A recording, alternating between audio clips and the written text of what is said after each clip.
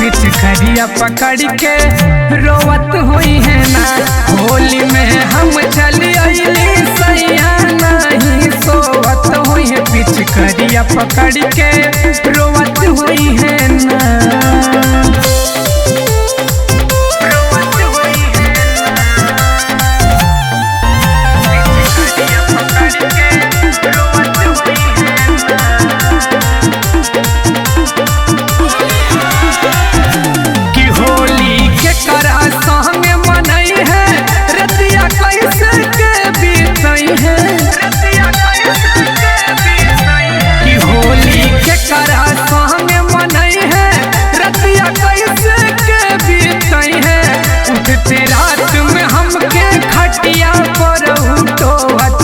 पिचकारिया पकड़ के रोवत हुई है ना।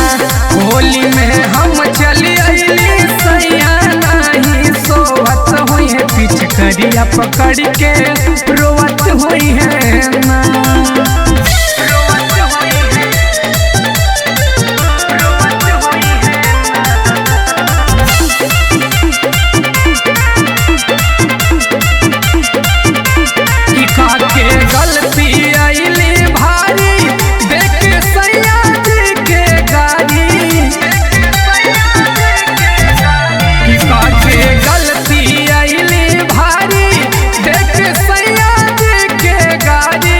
हमारा सपने में वो बार बार अब खोवत हुई है। पिचकारिया पकड़ के रोवत हुई है ना।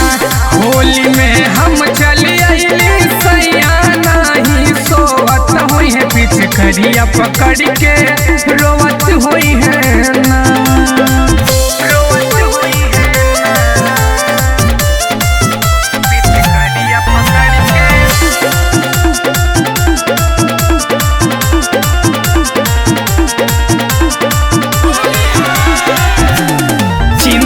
दुर्गा लाल दीवाना खाती हुई है नहीं खाना।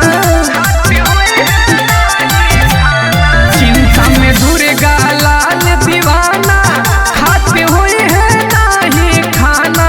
पवन कृष्णा बयारी पंकज हमके जो हत हुई है। पिचकारिया पकड़ के रोवत हुई है ना।